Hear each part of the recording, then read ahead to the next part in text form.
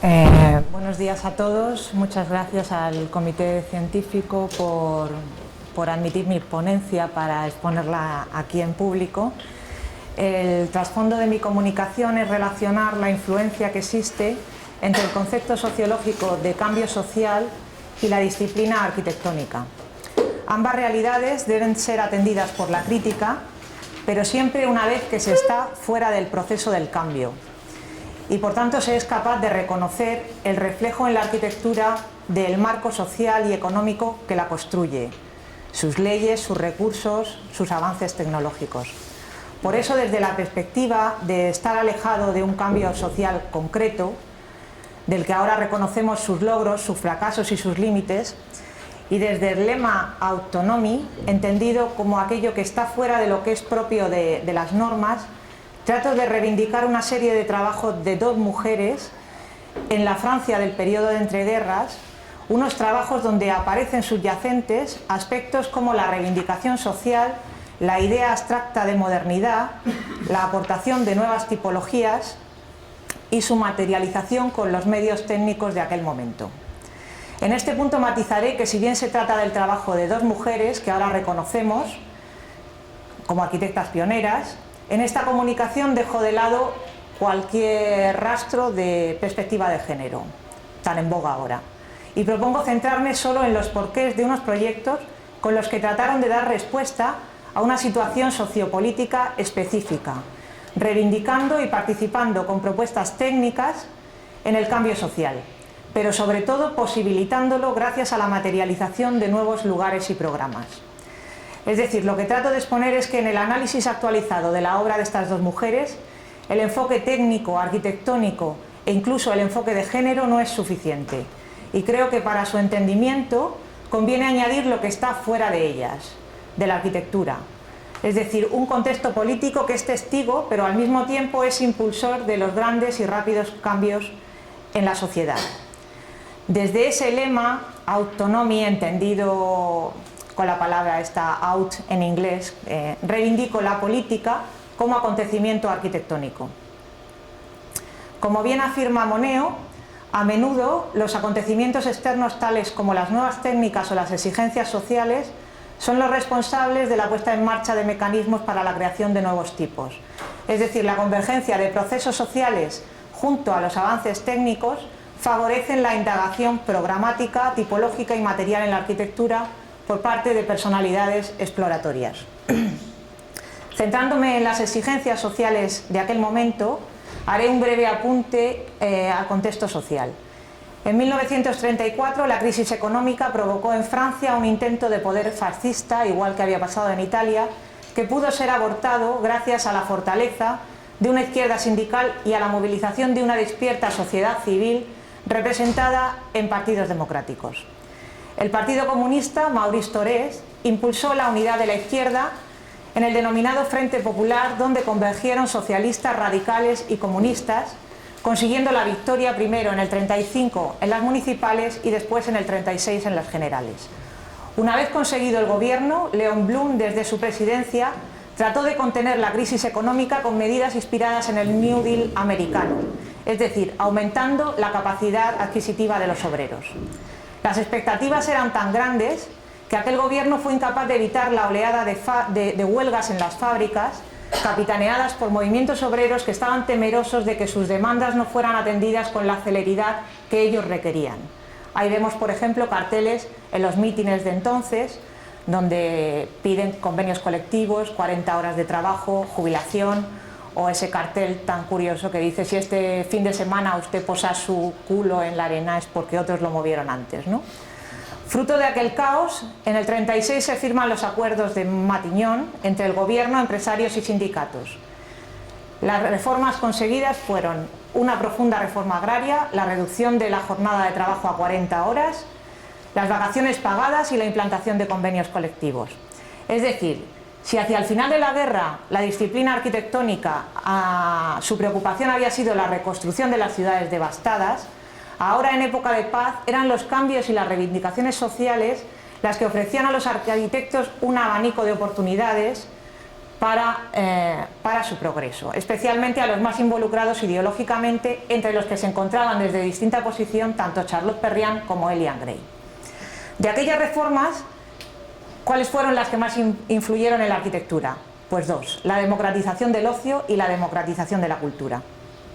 El tiempo libre supuso un cambio radical hasta el punto de que si en Norteamérica el ocio y las vacaciones habían sido consideradas como un excelente factor económico, ya que pragmáticamente propiciaba una aparición de masas de consumidores, en Francia, sin embargo, fue valorada como un peligro social.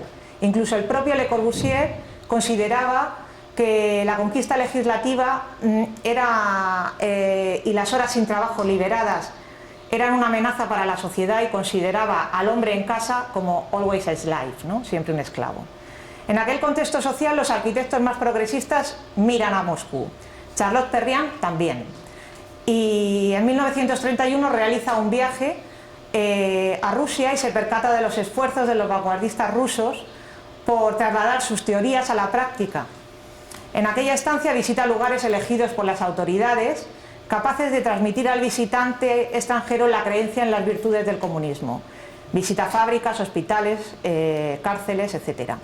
A su vuelta a París en el 32, además de divorciarse, se inscribe en la Asociación de Escritores y Artistas Revolucionarios, situándose de manera consciente en el entorno cultural del Partido Comunista.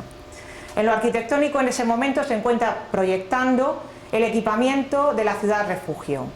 Por ejemplo, realiza esas literas para los vagabundos, donde les busca esos sitios para colocar lo que llevan ellos, la casa que llevan a cuestas, ¿no? O realiza estudios de circulación de los orfanatos y las guarderías para el cuidado de los niños abandonados o de hijos de madres solteras que se alojaban en ese edificio. Su mirada hacia lo construido adquiere tintes ideológicos y así, en el análisis de las viviendas de distintas partes del mundo, ya advierte que la arquitectura debe estar al servicio de los aspectos sociales. La novedad de las vacaciones pagadas, las famosas congés pagés de 15 días, generaron al gobierno problemas de movilidad y logística asociados al alojamiento incontrolado en acampadas de los obreros en las zonas del campo. El gobierno tuvo que crear hasta una Secretaría de Estado del Ocio. En ese contexto, la revista L'Architecture d'aujourd'hui promueve la reflexión profesional, fomentando desde la arquitectura aquellos cambios sociales que estaban siendo demandados. En el 34, 2 años antes del Frente Popular, convoca un concurso de alojamientos de fin de semana eficaces y económicos.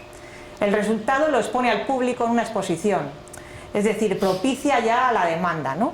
Charlotte Perriand gana el segundo premio con su Maison de Weekend, cuya solución arquitectónica consistía en 2 volúmenes enfrentados. Uno alojaba la función de dormir, el otro el estar, y el espacio intermedio era una terraza al aire libre cubierta por unas lonas, de manera que cualquiera de las funciones pudiera extenderse en aquel umbral. En aquel proyecto ella operaba con materiales asociados a la ley Leclerc, utilizando muros vernáculos con materiales del lugar junto a elementos prefabricados como estructura metálica o panelados en suelo, fachada, techo. Todo de fácil transporte y puesta en obra. A su vez, la disposición modular permitía la elección del tamaño según el usuario. La plataforma de asentamiento se elevaba sobre el terreno por muros de carga, dejando debajo una cámara para el alojamiento del vehículo. Aquel prototipo lo reelabora después en la Maison en Bordelot. Un año después, en 1935, la misma revista organiza otro concurso, pero esta vez con un tema más complejo. Una ciudad vacacional, un resort. Ella se vuelve a presentar con este proyecto y con esta disposición planimétrica, donde dice que el proyecto estaba dictado por la pendiente del terreno y que cada vivienda se abría un patio en planta baja con vistas en la distancia al mar por encima de los tejados de las casas colindantes. La propuesta proponía un complejo vacacional con viviendas de 3 tipos: pareadas en altura, pareadas de 2 alturas y en grupos de 4 casas con patio privado, lo que permitía disfrutar del aire libre. El complejo vacacional se completaba en la zona elevada del terreno con zonas de deporte, guardería, restaurante, hasta un pequeño teatro para guiñoles y lugares para el encuentro y el del ocio. Es decir, la innovación programática era la del conjunto, ¿no? Los muros vernáculos de esas viviendas reflejaban la misma preocupación social que tenía Le Corbusier por utilizar materiales, técnicas y operarios de la zona, lo que él llamaba los muros diplomáticos. que se complementaban con los componentes prefabricados.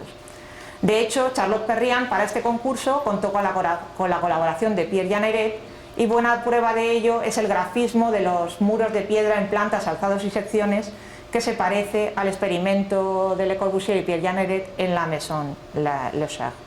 E incluso la disposición de los tejados de la vivienda tipo A se parece, de Charlotte Perriand a la derecha, se parece a la sección de la Casa Lesmat de la misma época de Le Corbusier, con la cubierta inclinada en forma de V que desaguaba en la línea central. Todos estos proyectos, las casas de fin de semana y este complejo, reflejaban la participación activa de Charlotte Perriand en el cambio social que suponía la reivindicación de las congés patrées. Pero ella también se ve involucrada en el fomento de la cultura y de los lugares para el encuentro.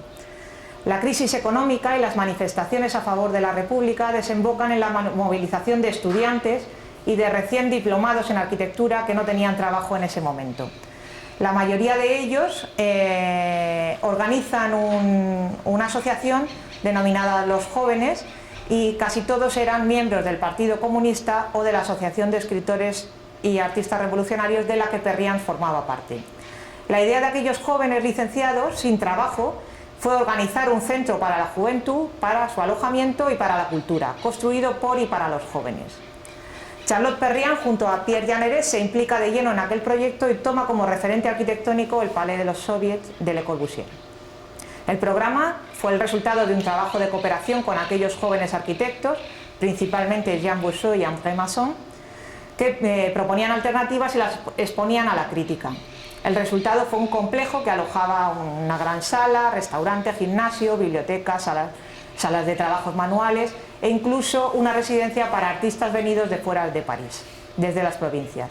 Aquel proyecto no vio la luz, pero sirvió más tarde de modelo programático para las casas de la cultura que André Malraux en los años 60 intenta expandir por toda Francia.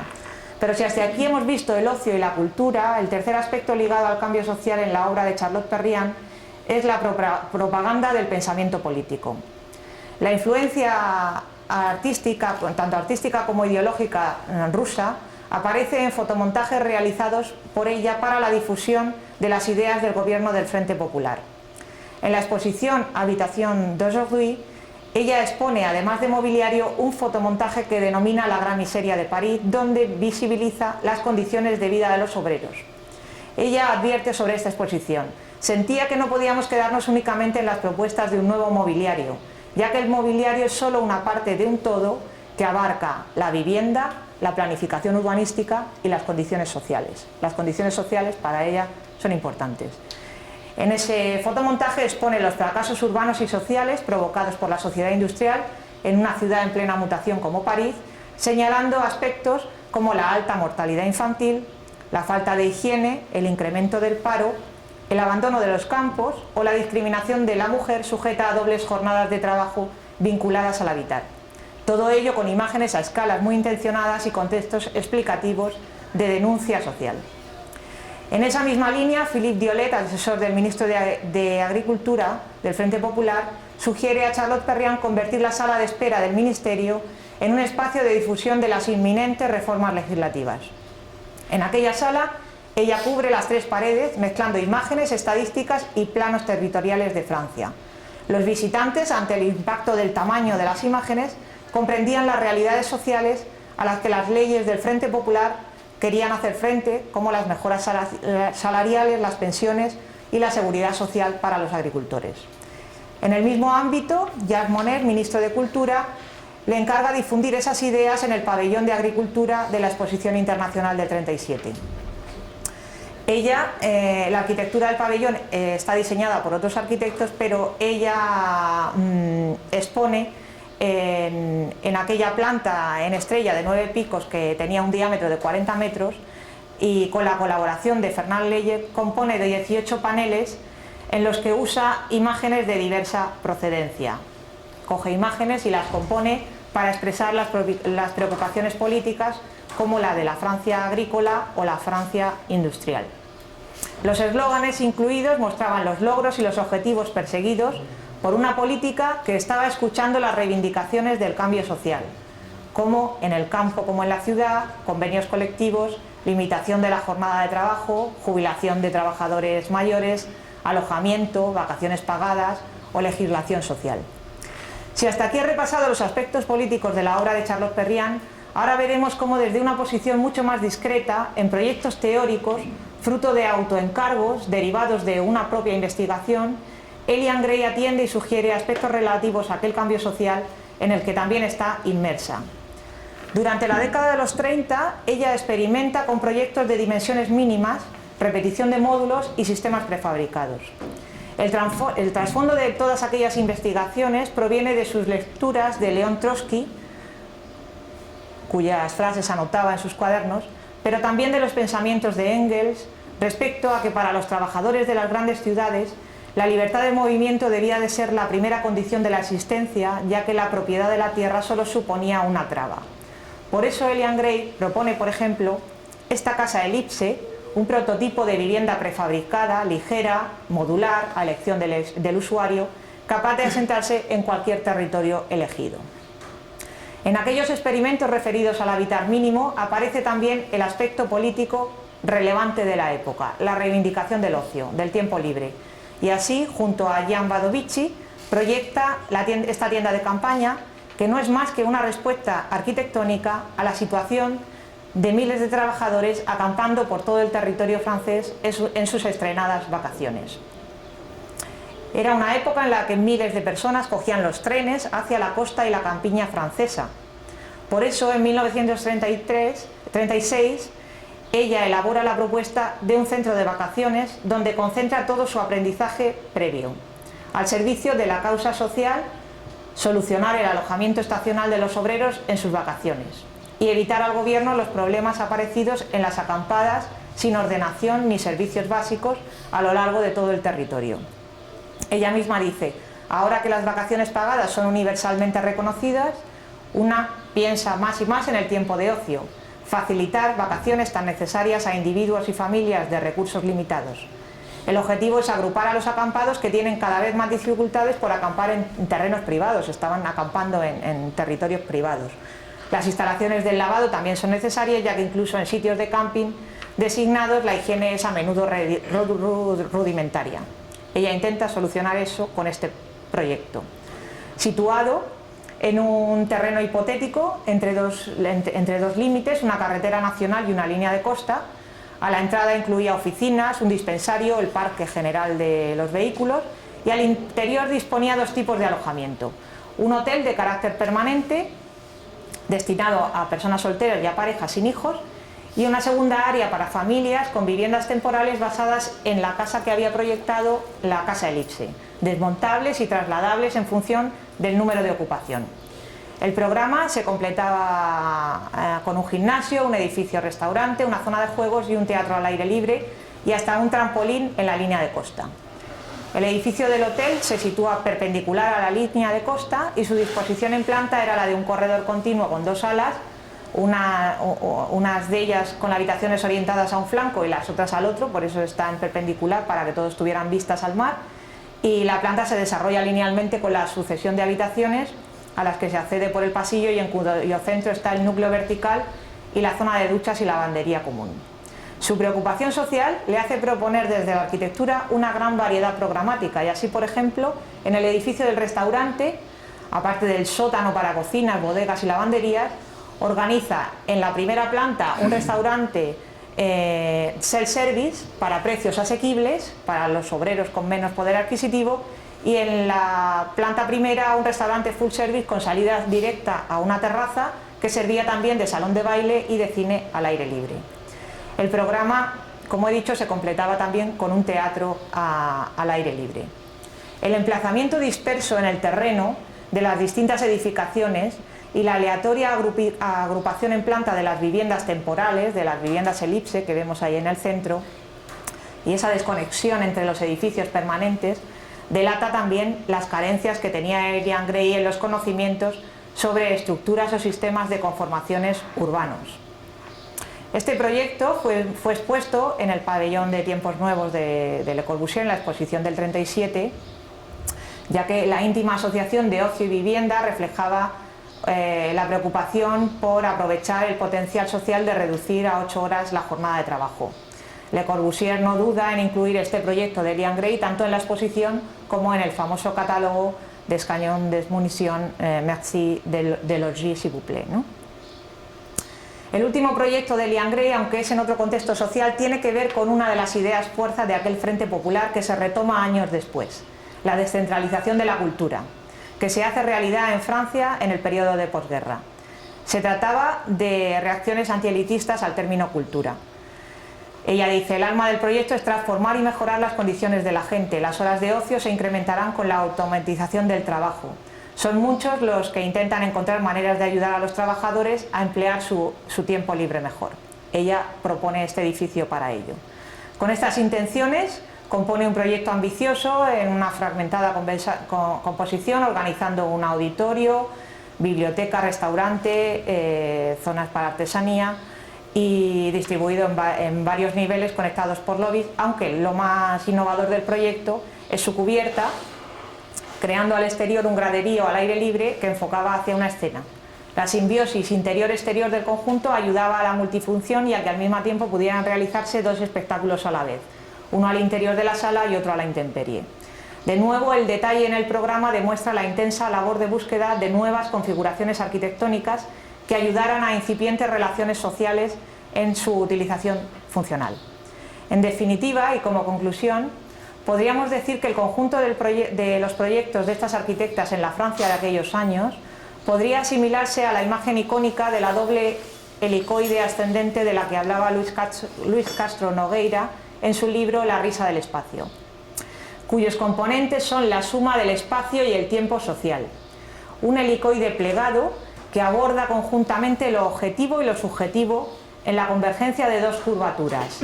La externa, que abarca la producción física, la técnica, la arquitectura del momento, la revista donde Elian Gray aprende, Le Corbusier, pero los discursos políticos también, impulsados en aquel tiempo, y otra curvatura interna correspondiente al conocimiento subjetivo de cada una de ellas y a sus propias búsquedas, representadas, por ejemplo, en estas fotografías que ellas realizan. Como vemos, una más concreta de Charlotte Perriand y otra como con estos tintes surrealistas de Elian Gray. Dicha figura helicoidal plasma alegóricamente la idea de búsqueda de respuestas a conflictos políticos y sociales concretos en forma de proyectos construibles, siempre enmarcados en el binomio espacio-tiempo de una Europa sujeta a cambios sociales de calado, aprovechados e impulsados y provocados también por la disciplina arquitectónica. Muchas gracias.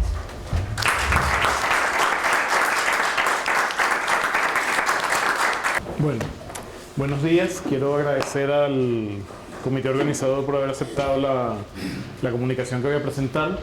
Mi nombre es José Ignacio Bielma, soy profesor en la Universidad de Chile, en Santiago. El título del trabajo es Ciudad Accidental, la distancia contemporánea entre proyecto y experiencia. Y es una elaboración de un concepto que trabajo en mi tesis doctoral, que fue guiada por los profesores José Rosas Vera y Rodrigo Pérez de Arce.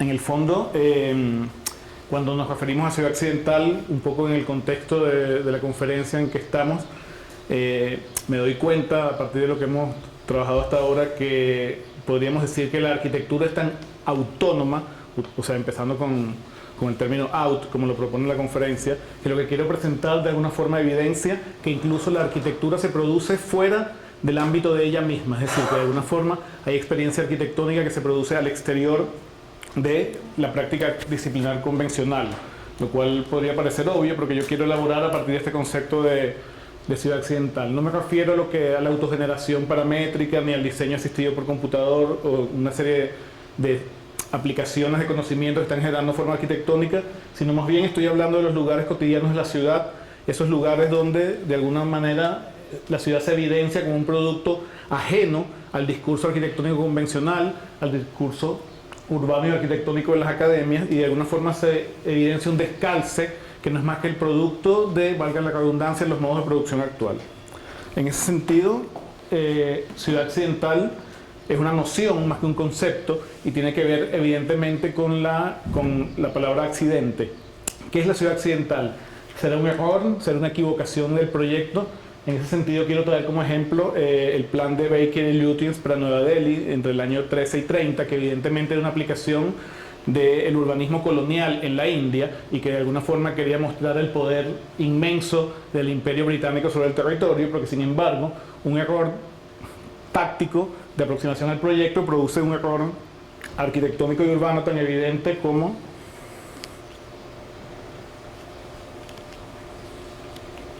esto tiene el laser pointer. Bueno, como se puede ver, hubo una mala evaluación de la topografía del sitio y el Palacio del Virrey, que está al fondo del eje, se hace invisible porque la vía principal atraviesa una colina.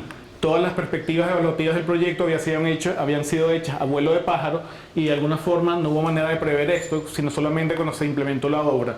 Hubo una discusión muy grande, de hecho el proyecto fue bautizado bajo el lema humorístico del Bakerloo, en el sentido que había sido una gran derrota para los arquitectos el hecho de que esto sucediera. Pero cuando yo hablo de ciudad accidental, quizás no me refiero a los hechos de los errores que pueden producir a veces los proyectos, sino más bien una sensación o una condición de añadidura, es decir, aquello que se añade a la manera como el proyecto ha sido pensado, el proyecto sobre todo en las condiciones contemporáneas, instrumental, que busca la perfección, el funcionamiento óptimo, de alguna forma se ve sometido a experiencias para las cuales no ha sido pensado. Por ejemplo, el simple hecho de personas durmiendo en el aeropuerto.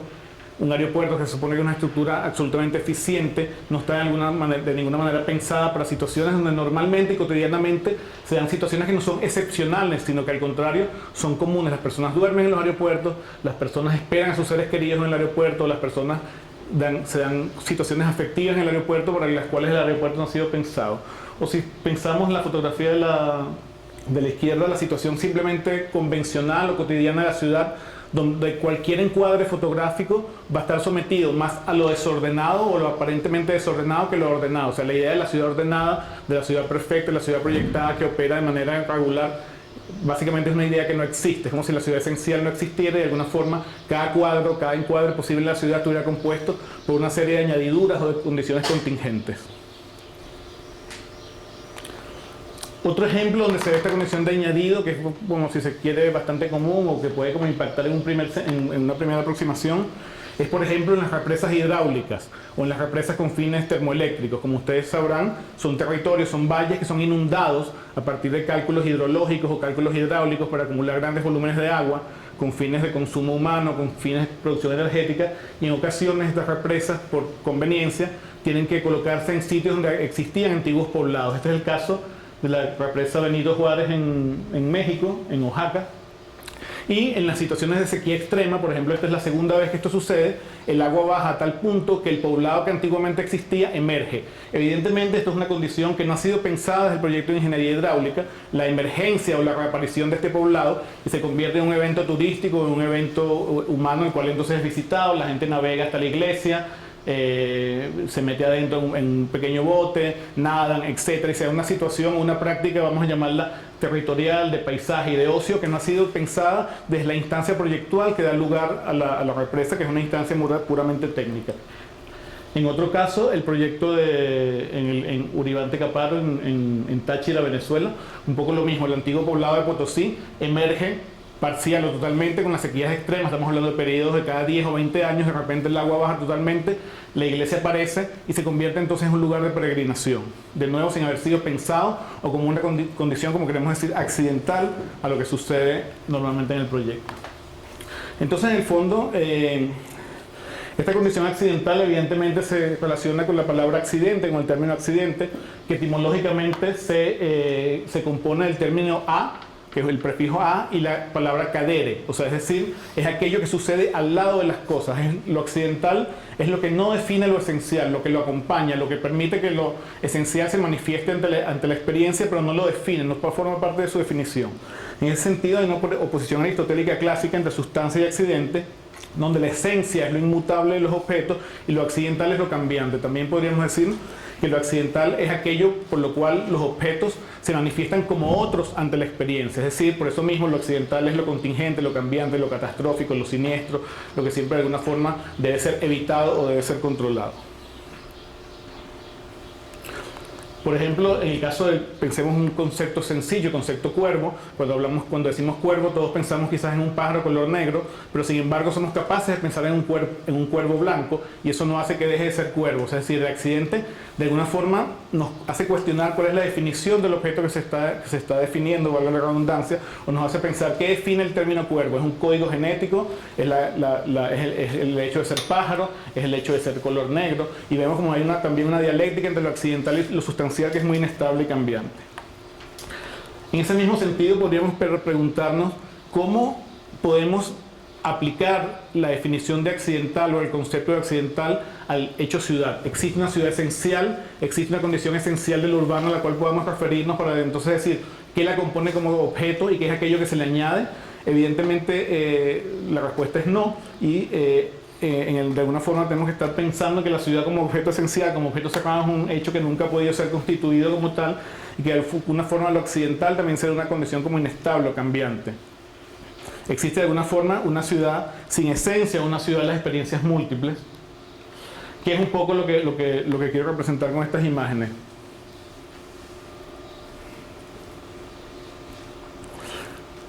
Entonces, de alguna forma podemos decir que la ciudad es un objeto antiesencialista, un lugar del devenir del cambio, y de alguna forma se evidencia en el problema en la ciudad actual, donde hay una diseminación de nombres, de conceptos, de ideas, no ciudad, ciudad genérica, terrain back, ciudad pánico, urbanización, y decenas de más de conceptos que de alguna forma tratan de asir o tratan de apropiarse de un concepto al cual se le escapa completamente, porque entonces paradójicamente la definición de la ciudad es siempre ser accidental o siempre ser un objeto sin sujeto al cambio.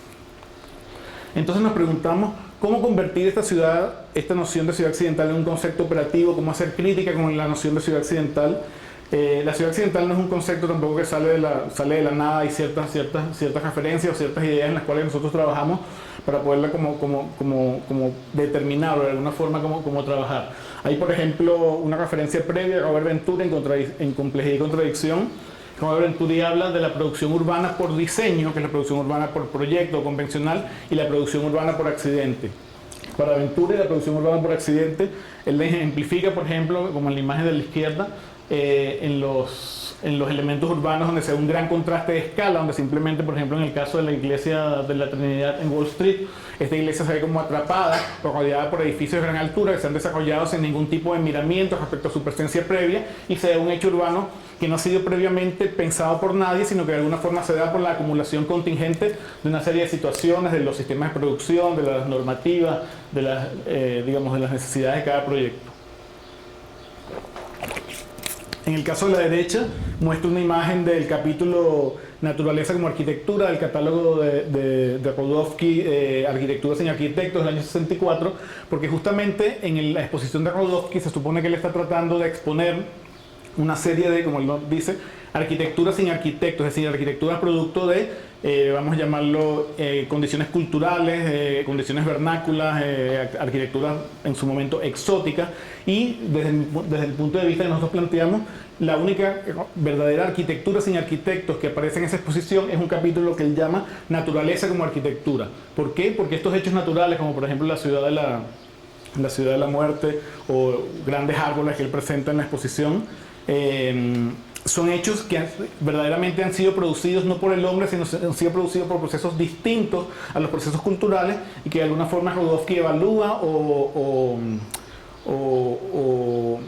lo hace comparable con la experiencia arquitectónica convencional del espacio. Entonces, de alguna forma, la ciudad accidental empezaría a presentarse como una suerte de arquitecturas encontradas o experiencias reconstituidas o arquitecturas que no han sido pensadas por nadie, porque de alguna forma la arquitectura sin arquitectos son producto también de proyectos culturalmente establecidos, mientras que las arquitecturas naturales son simplemente hechos encontrados o paisajes que de alguna forma pueden ser pensados desde la arquitectura o desde la experiencia del espacio. Es que este mismo orden de ideas aparece un antecedente que es bastante importante, que es la reseña o la crónica que hace Rainer Bahan de los sistemas de autopista de Los Ángeles en su libro de 1971, cuando Bahan pasa algunos meses en Los Ángeles y trata como de abrir la experiencia urbana de esa ciudad en el sentido de hacer crítica sobre ella como un hecho encontrado.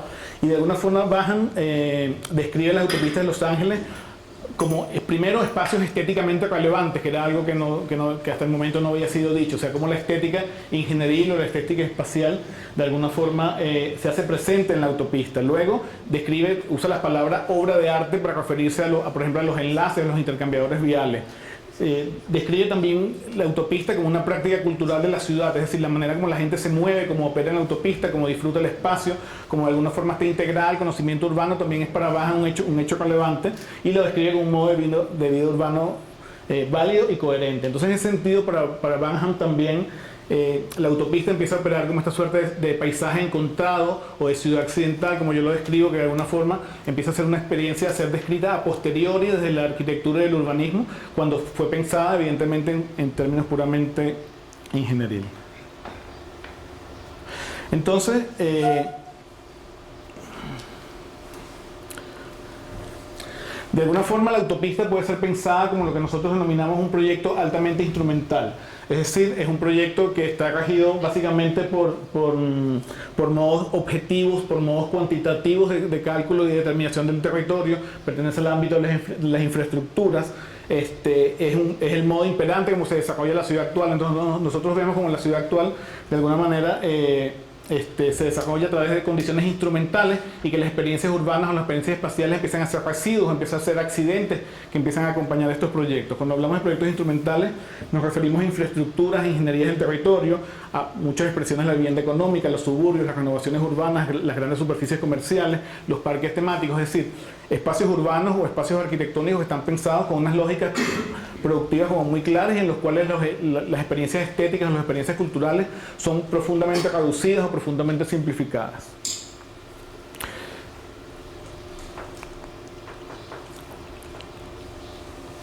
De alguna forma entonces nos interesa decir que en el proyecto instrumental con frecuencia se va a presentar una cantidad mucho mayor de experiencia que la que ha sido pensado y que de alguna forma allí es donde es lo que es determinable, lo que podemos hablar determinar como ciudad accidental. En ese sentido definimos ciudad accidental como la distancia entre proyecto y experiencia, porque tiene que ver con esta condición excedentaria que la experiencia tiene respecto a lo proyectado, es decir, aquello que aparece como un exceso, como que sucede al lado de lo proyectado, que de alguna forma aparece como un residuo.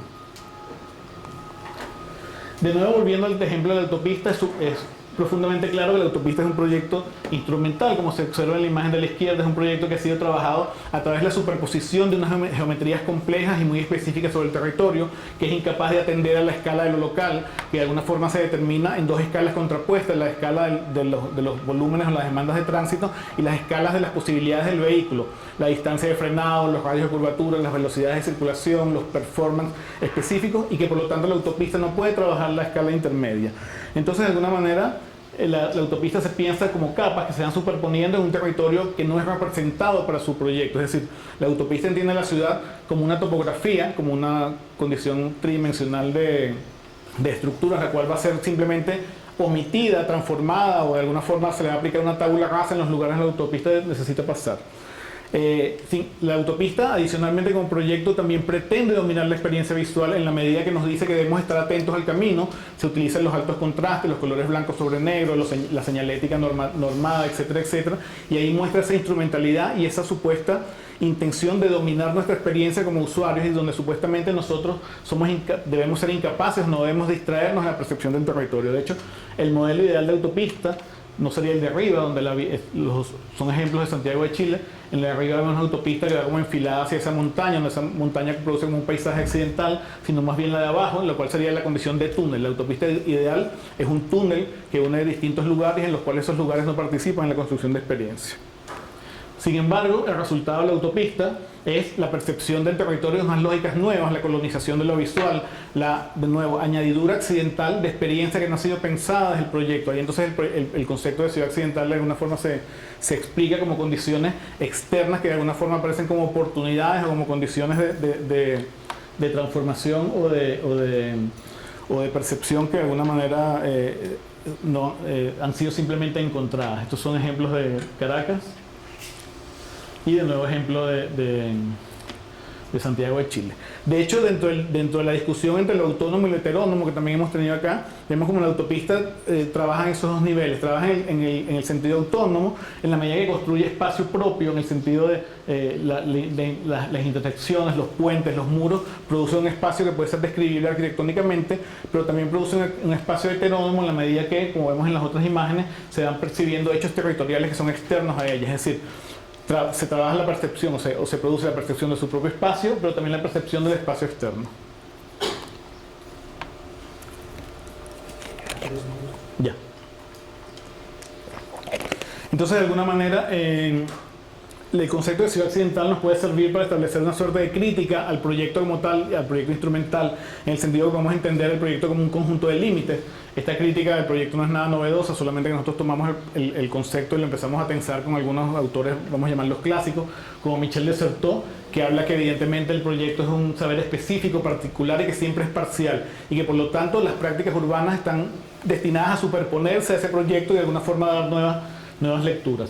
En este sentido, de Certeau habla de esas prácticas urbanas como un texto que se añade al proyecto. Nosotros hablamos de la ciudad accidental como un texto que se encuentra adyacente a ese proyecto y que sirve para verlo de otro modo.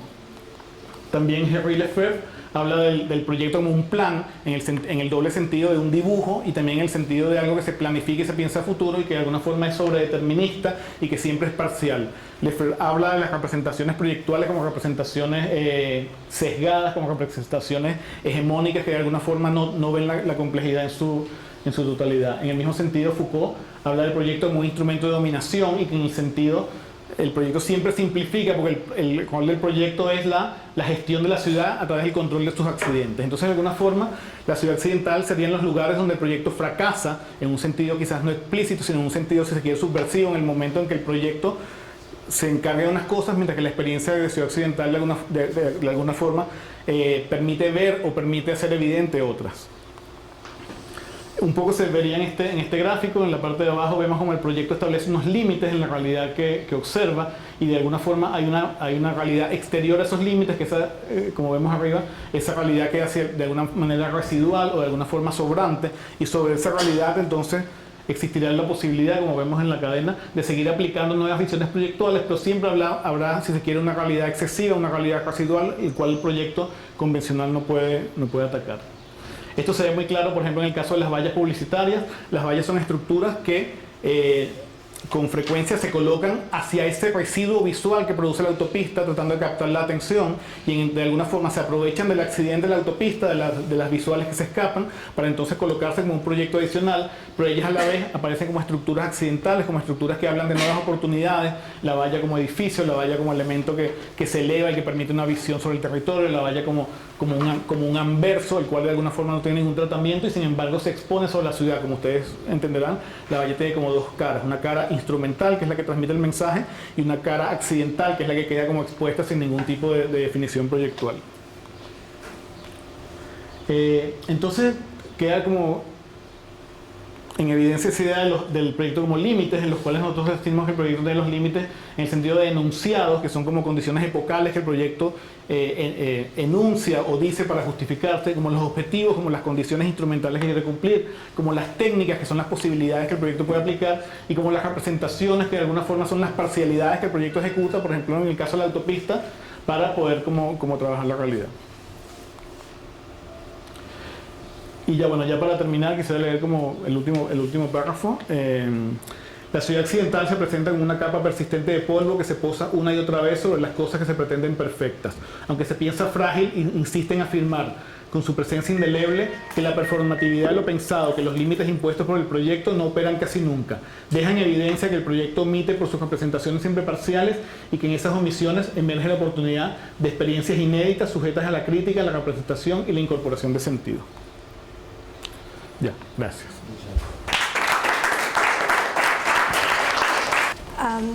Good morning. My name is Xue Peng and from the University of Edinburgh. The paper I'm going to present today tries to discuss the idea of urban paradigm by considering the concept of paradigm provided by the Italian philosopher Giorgio Agamben and applies this idea to the rereading of Daschler and Okay. Apply this idea to the rewriting of Daxia and urbanity on the margins of the Forbidden City in Beijing, China. This map shows the territory of Beijing in 5 chronological dynasties from the 10th century to 1911. Daxia is marked in red, and it is a district emerged in the 13th century when Yuan dynasty relocated its capital in the northeast of the old capital of Liao and Jin dynasty. Historically different in character from other sites in a pre-legislative situation, Daxia naturally came into being between the old and new capitals and evolved into a flourishing a spatial dimension of autonomous othersness. And as an external settlement, Daxia further developed into a flourishing commercial area. And in 1553, this original suburban area further developed into a flourishing commercial area it's surrounded by a city wall and became a part of the Emperor Beijing called the Outer City. It accommodated the lower social and moral status, and after Beijing was made the capital city of Qing dynasty in the 17th century, the inner city became the residence only for the Man nationality. So in this case, all the other ethnic groups were forced to move into this outer city, and many of the migrants settled in Daxia and rendered it into one of Beijing's most vibrant quarters. So in the satellite maps of 1943 and 2014, we can see that the Forbidden City is like an invariant core where grand transformations happen surrounded. However, Daxia is subtly juxtaposed to both the Forbidden City and the grand transformations. Therefore, the powerful images of order created by urban plan can provide at best unsatisfactory frameworks for understanding this space.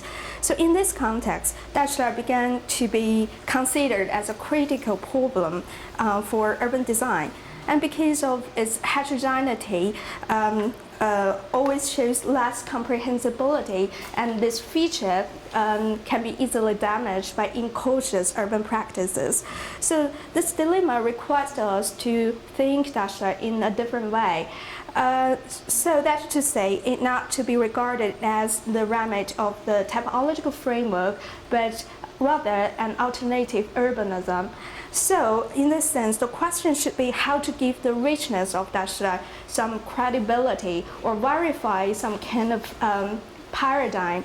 So, this is the reason why I refer to Georgia Agamben, and also the reason why I think my study can invigorate the discussion on autonomy.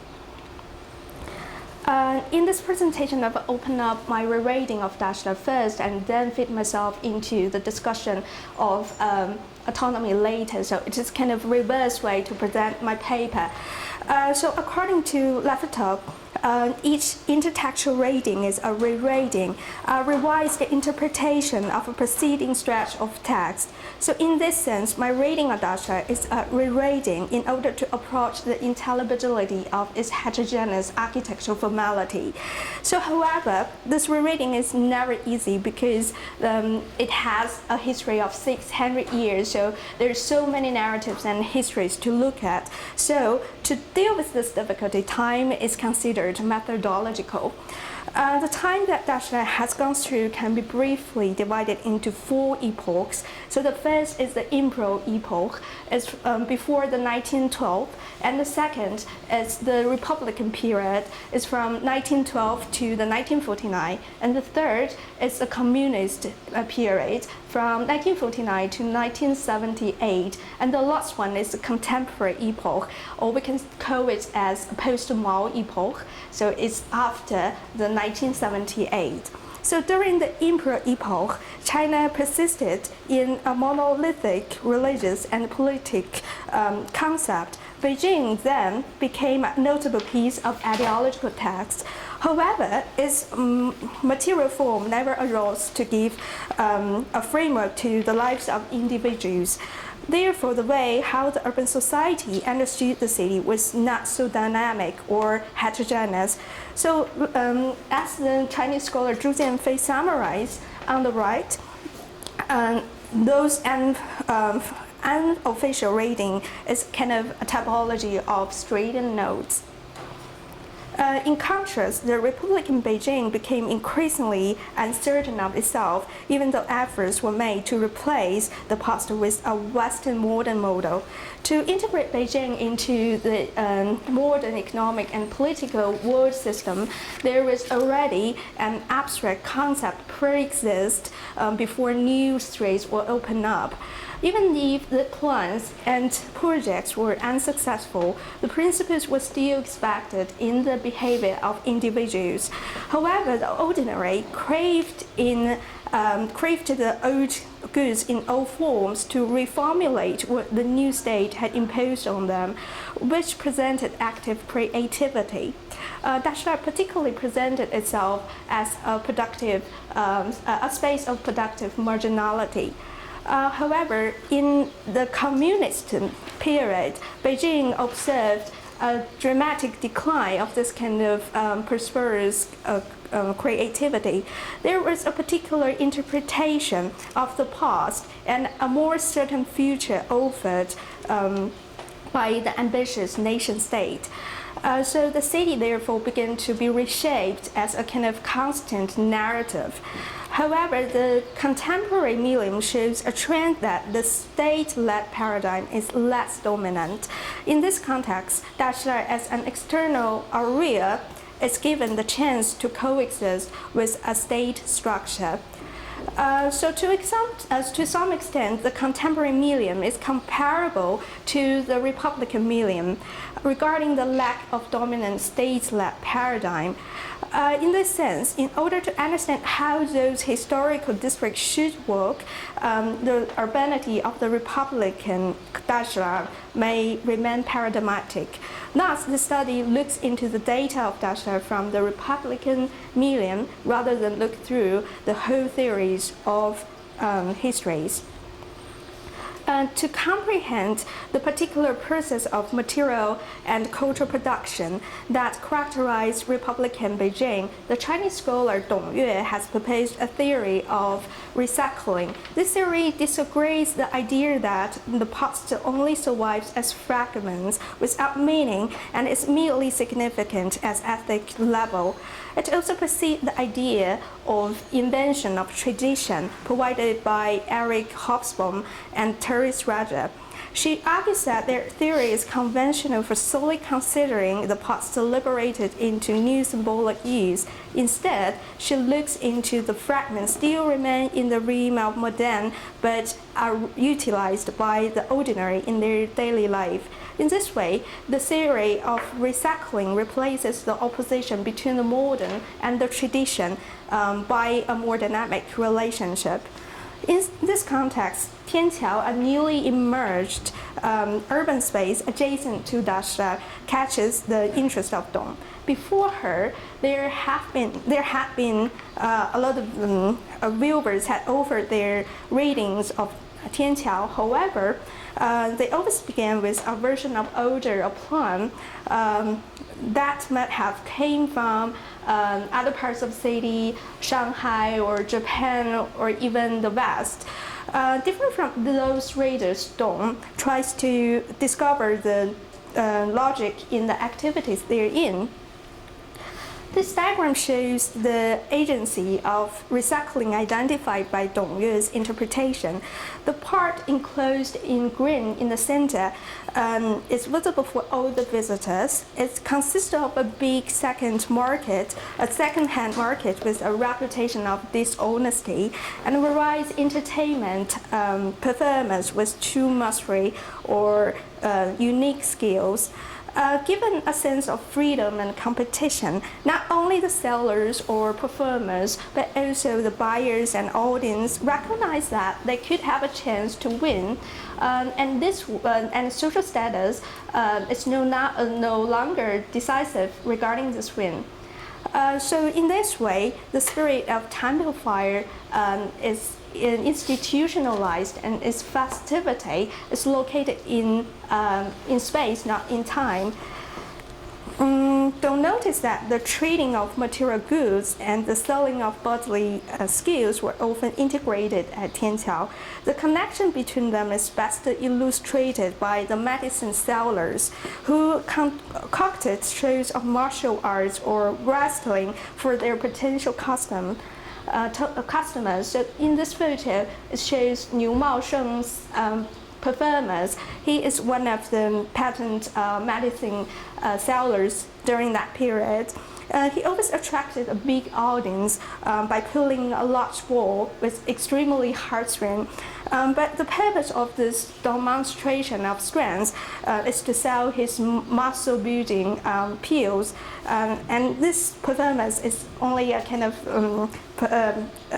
demonstration of his credibility. The nature of this kind of performance was almost diametrically opposed to the way in which modern department stores tries to promote their reliability.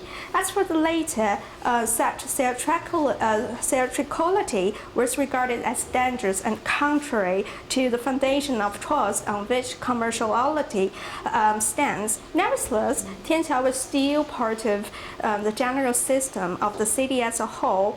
In terms of the essence of commerce, buying and selling, Tianqiao was still similar to those newly emerged department stores. Due to the performative active of the market was highly conscious, the district actually acted as a kind of training ground for the masses to learn how to make decisions in such a consumer culture. So in my rereading, I wonder if this particular agency found in Tianqiao also arose in Daxia and specialized in its architectural formality. The Chinese historical philosopher Hou Renzhi described Daxia as one of the spaces most intensively impacted by the Western culture in Republican Beijing. So according to him, the new architectural types emerged at that time were imitations of the West. For instance, this is an example of the new type. The foreign shopfront is a new type consisting of traditional Chinese courtyard and a 2- or 3-storied shopfront, highly decorated with Western elements. However, we can see that there were still a lot of shop fronts like this, highly performative, but had nothing to do with the Western elements. So this is, and this probably related to the fact that there was a decline of the guild system since 1916. As a result, the protection and security of the guild system diminished, and the competition started to rise within the same profession. So in this context, the shopfront tend to become increasingly performative for self-protection. So in this sense, the so-called new types can be also understood as part of this kind of performative aspect of market.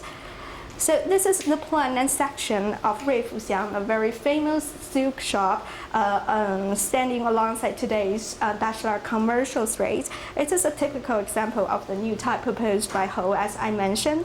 So there were no professional architects involved in this project, and the facade was designed by the builders themselves according to their own knowledge and understanding of the Western modern architecture.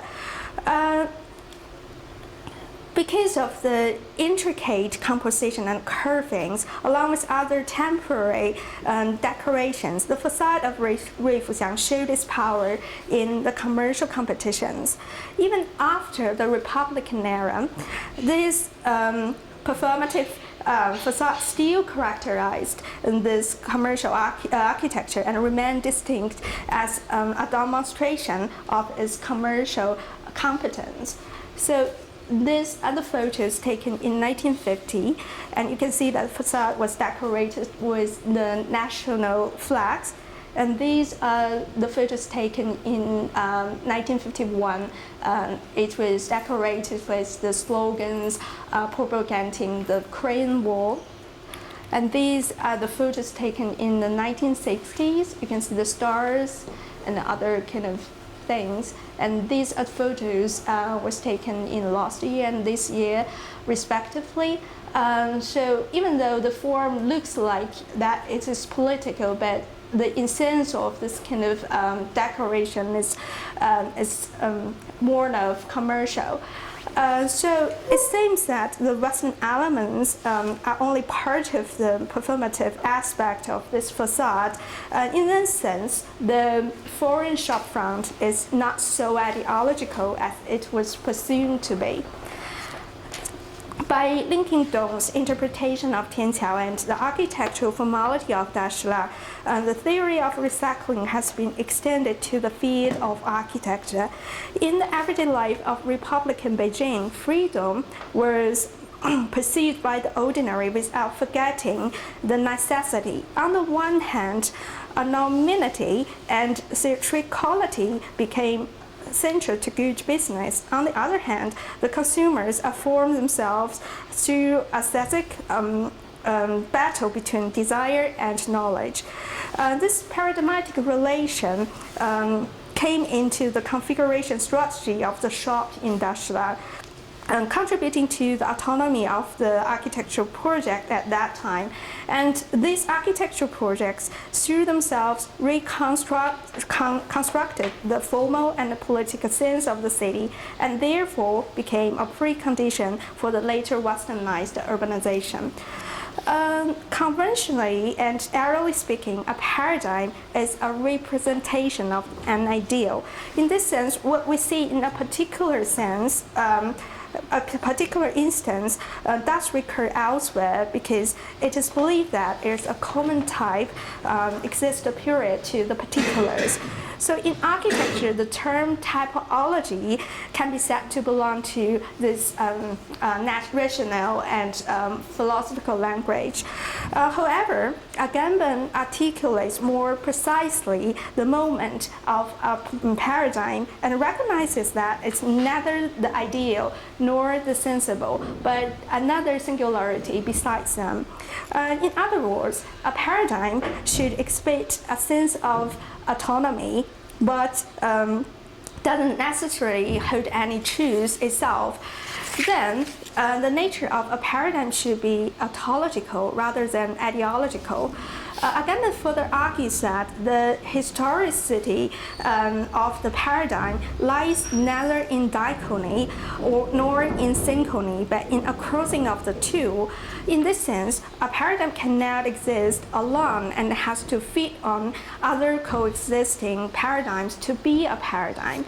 So according to Agamben, it is neither the phenomenon which is being seen, namely in architecture, the autonomy of city, nor the immediate knowledgeability of the phenomenon itself or typology in architecture, but the phenomenon by means of the example or urban paradigm in architecture that we as architects and urban designers are actually working on.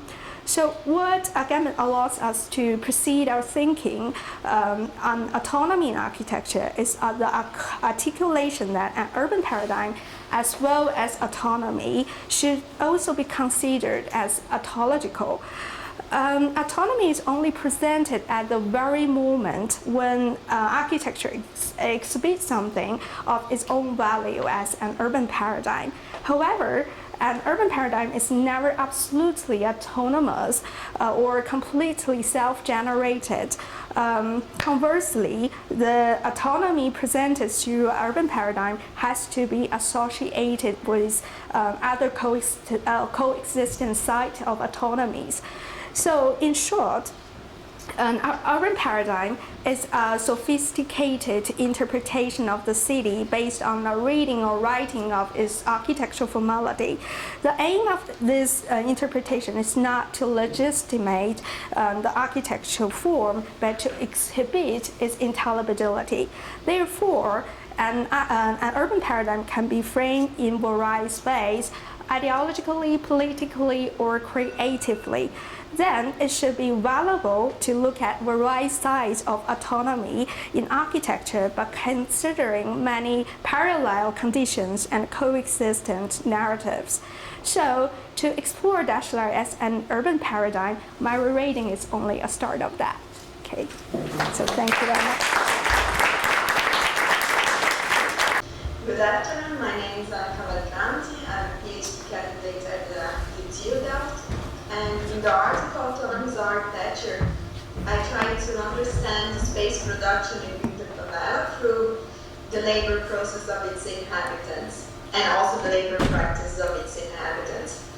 I also try to contextualize the discussion within a broader global framework, such as geography and political theory.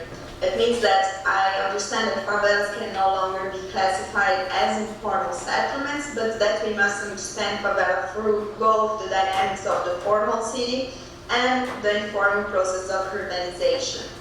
And when I look at such process, I also see that there are many global forces that relate to the favela work system, such as the expulsion of workers from labor systems that we are currently seeing nowadays, and also the migration of rural workers to the cities. And when at the same time, if I look at the field, what I see is that the domestic life of inhabitants have been increasingly changing in time, and they are adapting to the working activities of its inhabitants. That means that the houses and the space attributes that compose the houses are constantly changing in order to both permit the dwellers to work and to have their private life and their domestic lives. And that may, of course, allude to a porous space, of Richard Sand and a porous space of Bernard Seki. And when I also want to stress that when I look at labor that is generated within the favelas, I also see that the economic processes that are transforming its environment, and that's so important for us to understand how the favelas currently be produced and consumed in the second phase of neoliberalism. And the architecture of the favela contextualizes the discourse of autonomous architecture in a numerous ways. And I try to resume these transformations in 3 points. The first is a shift from artcraft that is reflected in the way that we perceive and we produce architecture nowadays. That is, of course, a result of several economic processes at the second phase of neoliberalism again, and of the change of the mindset of the architect. And at the second point, what we can see is that neoliberalism usually expels people from the labor system, and therefore they allow new economic cultures to thrive, such as the creative classes and the knowledge economy, as referred by Saskia Sassen or by Richard Sennett when they explain the global city. And the third is that these current modes of transformation in economy also prioritize negotiable values instead of fixed values. And all these economic aspects are reflected in the way we think about architecture and provides us with a critique about what is happening, for example, in this year's Biennale, where there is an increasing preoccupation in the social aspects of the architecture and the negotiation of the architects with the inhabitants of the city. And this new way of producing architecture that is emergent is very relevant to study nowadays. So favelas are by nature the spaces where negotiable process nests and where porous architecture thrive. And therefore, they are all part of its core production. And for this reason, I decided to depict the social practice within the favela do Telégrafo, which is a favela in Brazil, in Maceió, that will contextualize the discussion. And many findings in the favela were found, such as the fact that favela's inhabitants remain living in the favela despite the fact that they have higher incomes and the fact that the economy that is generated in the favela has an impact in a global scale, despite of the numerous limitation of material limitation of the inhabitants of the favelas. So we also know that all these factors also reflect in both global and local scales. And Brazilian urban characteristics, of course, are impacted by the global scale, and of course they reflect in the way that the global actors will perceive Brazilian architecture. And the main Brazilian urban characteristics are the top-down planning, the foreign investment, the mass housing planning, and many international regulations that recently ruled the housing system in Brazil. So recently the country also underwent an economic boom, which has been followed by an economic political crisis and a cut in social programs. And an important milestone to remember is the increase of incomes and the consuming tendencies of the favelas that are increasingly getting higher. And that is not preventing them to move to other places, as mentioned before. And back to the labor in relation to understanding the architecture in the favelas, there are speculations that ranges from investigating it in terms of urban informality and post-neoliberalism and planetary urbanization and the commodification process in the favela. And what is a porosity? What is the notion of porosity in a favela that is notably different than the concept of porosity in a cosmopolitan scenario, such as what is defined by Bernardo Secchi and Richard Sennett, because in Brazil we can see a porosity that is more invisible and more immaterial, and that also tackles inequality and prejudice and difference among classes. And four important aspects were highlighted. The rural versus urban migration is depicted with more details and with more support and arguments, and how can we talk about it in terms of what is material, what is concrete, and what are the fluxes of capital that are addressing this migration, and what is immaterial in this discussion. And also it happens the same if the commodification, if it's speak about the commodification processes in the favelas that are driven by classical monetary resources, and trying to speak and tackle this romantic depiction of the favela. And instead there is an economy running there, but there is a very ambiguous, and that have lots of arguments to be unfolded.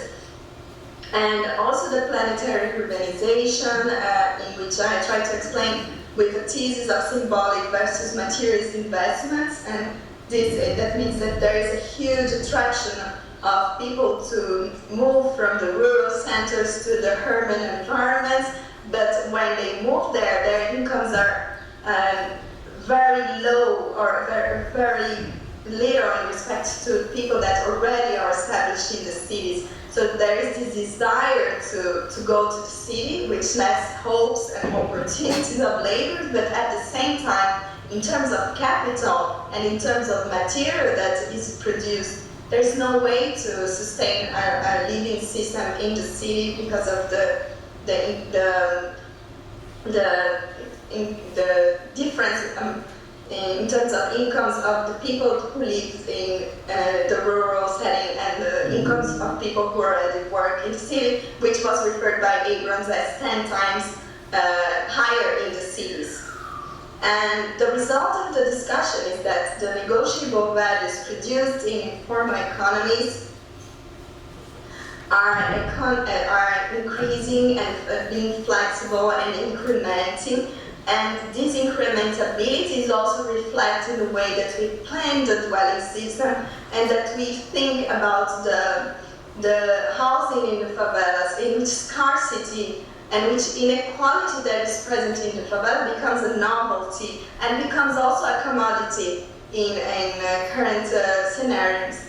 And there is an importance to understand these labors and structure, in order to understand the favela architecture, in order to understand how we plan our cities, and in order to understand the economic processes and to relate all of this and to relate it, to think about the changing role of the architects nowadays. So in conclusion, I state that architects are now failing to analyze and capitalize upon the information of social agencies because of the lack of vocabulary for describing them. And fixed patterns and fixed codes should be slowly being changed with negotiable and to understand what is negotiable and flexible in terms of codes in all of the disciplines. So thank you very much for your attention. Good morning. My name is Lucia de Blas and he is Gonzalo Basulto. We are students in Valladolid and we beg your pardon because we are not going to speak in English, but later, however, we will discuss in English altogether. Thank you. Bueno, en primer lugar, queríamos dar las gracias al comité organizador por todo el trabajo desarrollado y además por incluirnos en estas ponencias. La verdad es que estamos muy abrumados porque solo somos estudiantes, esperamos ser arquitectos la semana que viene. Y entonces la verdad es que todo esto comenzó como las reflexiones propias de cualquier persona que dentro de poco se va a enfrentar a un mercado laboral bastante complicado, una situación complicada en toda Europa, y que además busca, como dijo Anthony Wilder en la presentación, posicionarse ante la arquitectura y la situación actual. Entonces, esto que comenzó como preguntas, conversaciones entre nosotros, reflexiones, quizás desde un punto de vista más del espacio urbano, no tanto arquitectónico ni de tipología, se desarrolló como una serie de respuestas y posicionamientos, así como grados de compromiso que desarrollaremos a continuación y que buscaban enfrentarnos a la situación y ver qué puede ser, cómo es el futuro y qué podemos hacer para cambiar la situación. Sí, bueno, buenos días. En búsqueda de esas respuestas nos preguntamos, en primer lugar, si la autonomía tenía que ser algo implícito dentro de la propia definición de arquitectura, ¿no? Entonces, de nuevo, citando a Rafael Moneo, pensábamos que la arquitectura y las condiciones sociales, económicas, políticas que se dan en cada momento histórico son dos elementos indisociables y por esa razón pensamos que la autonomía debía estar ya implícita en lo que el arquitecto entiende que es hacer arquitectura. Consultamos a los clásicos y evidentemente nos dieron en parte la razón. Alberti, Vitruvio, todos ellos defienden que en el hecho arquitectónico, la propia definición de lo que supone hacer arquitectura, hay algo que se refiere a la función, a las necesidades humanas, al contexto social, al entorno físico. Siempre hay algo más. Pensamos que la arquitectura no puede ser algo que se pueda autogenerar o que tenga un muro de protección que separe la propia práctica arquitectónica de todo lo que sucede alrededor. Por eso, a modo de intentar buscar esas respuestas, a modo de intentar formar un cuerpo teórico más o menos crítico para intentar entenderlo, pensamos en la idea de crear una especie de teoría, ¿no? Que nosotros lo llamamos como grados de compromiso, entendiendo la arquitectura como una bandeja sujetada por una serie de patas que la mantienen en equilibrio, y de tal forma el hecho de que uno de esos elementos sea excesivamente diferente al resto hace que esa bandeja en la que nosotros imaginamos a la arquitectura posada tranquilamente encima, pues se tambalee y pierda de alguna forma la razón de ser, ¿no? Entonces, en esos elementos que, digamos, configuran ese equilibrio, pensamos en la sociedad, la economía, la política, el contexto físico y, por supuesto, los elementos puramente arquitectónicos como son la geometría o la forma arquitectónica en su expresión más canónica. Pero quizás la búsqueda también de estos grados de compromiso también reside la idea de la necesidad de que la sociedad, que muchas veces no tiene el conocimiento suficiente para criticar la arquitectura y para tener una posición, también entienda que es algo de lo que debe apropiarse. La población debe apropiarse de la arquitectura, debe intentar comprenderla a pesar de que esta creemos que debe estar siempre supeditada a la propia población y la sociedad. Pensamos incluso que sería interesante hacer una reflexión en torno a un momento realmente vertiginoso en el que hay un cambio social constante, en el que digamos que el mundo ha sido, o sea, se está planificando desde un lugar llamado Silicon Valley, en el que la marca funciona desde el punto de vista no solamente como una marca comercial que vende un producto, sino además instaurando una serie de comportamientos, una serie de hábitos dentro de una población que cada vez desea más tener los objetos que se producen en este lugar, ¿no? Por ese motivo nos parecía muy interesante referirnos a esta idea en relación a temas que ya se han hablado en el Congreso, como la arquitectura asemejada al fast food, o a una arquitectura producida muy rápidamente para ser consumida también muy rápidamente y con una fecha de caducidad muy corta. Entonces, a este respecto, hemos decidido escoger dos ejemplos de arquitectos contemporáneos, famosos, con una trayectoria semejante, ambos más o menos de la misma generación, trabajos internacionales, incluso trabajos teóricos en sus comienzos, y con ellos basarnos en intentar responder las preguntas que habíamos introducido al principio, y quizás también buscando la respuesta que dan no solo en su teoría, sino si también ser críticos si su teoría responde a lo que luego ellos han realizado con sus obras. El primer caso es un arquitecto que ha trabajado, por todos es sabido, con la economía, que le ha hecho parte de su forma de hacer arquitectura, que tiene un intensísimo trabajo y con gran influencia desde sus comienzos, en el que ya se ve plasmada esta idea de cómo la sociedad iba transformándose y cómo la arquitectura se iba apoderando de esa transformación, y que de alguna forma él hace hincapié y se apodera de muchos términos económicos para utilizarlos en su modo de hacer arquitectura. No solamente la economía, sino también el cambio social, el cambio tecnológico que está viviendo el mundo se ve reflejado en la forma en la que tiene de transmitir su arquitectura. Si ahora entramos en la página de OMA, es fácil ver un montón de fotos publicadas en Instagram por gente que va a sus edificios, de la forma en la que tiene de experimentar esos lugares que ellos han creado. Por lo tanto, es una apuesta decidida y constante para adaptarse a los diferentes sistemas que la sociedad ha ido inventando o que se le han ido imponiendo, asociados siempre a la tecnología, a la economía y a un modo de vivir muy diferente. Algunos de sus últimos edificios incluso tienen una intención por referenciar ese intento constante por someterse, como el propio Koolhaas dice, de una manera involuntaria al poder de la economía o al poder del capitalismo, el triunfo del capitalismo sobre la situación actual.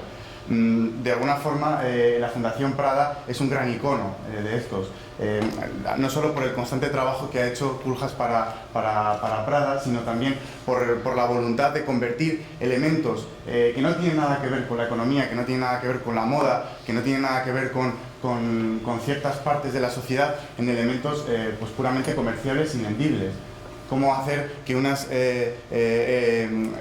esculturas de mayor o menor valor artístico se conviertan en auténticos maniquís para expresar una voluntad que, de forma irónica, de forma intencionada, desde una posición intelectual respaldada por una trayectoria muy larga, no deja de ser una crítica, y al mismo tiempo también la idea de que el arquitecto es en parte el defensor y el verdugo de una situación realmente comprometida.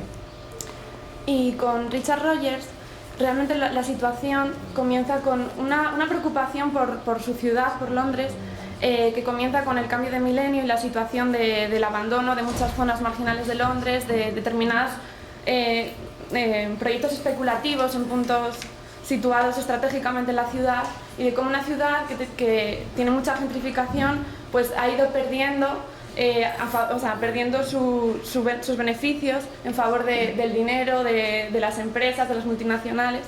Y él realmente tiene en sus escritos una actitud social, es un arquitecto urbanista, pero también es un pensador que se pone en la calle, y muchas de sus reflexiones sobre la ciudad, sobre cómo esta puede ser, se manifiestan en proyectos reales que no se han llevado a cabo, u otros sí, pero que tienen un favor social, es decir, en su ideología no existe una autonomía. La ciudad, la arquitectura debe ser para los usuarios, y en este discurso yo recordaba las fotos tomadas por Anderson y que Peter y Alison Smithson desarrollaban en sus ideas de que la calle tiene que ser un lugar de juegos, como en los barrios más populares de Londres la gente vive en la calle también, y cómo luego en determinados proyectos pues esto se reflejaba en cómo una calle normal de la ciudad con su tráfico, simplemente añadiendo un pavimento vegetal unos determinados días, cambiaba totalmente. Es decir, la relación del ciudadano con su entorno, con la arquitectura y con la vida, simplemente por añadir un tapiz artificial cambiaba.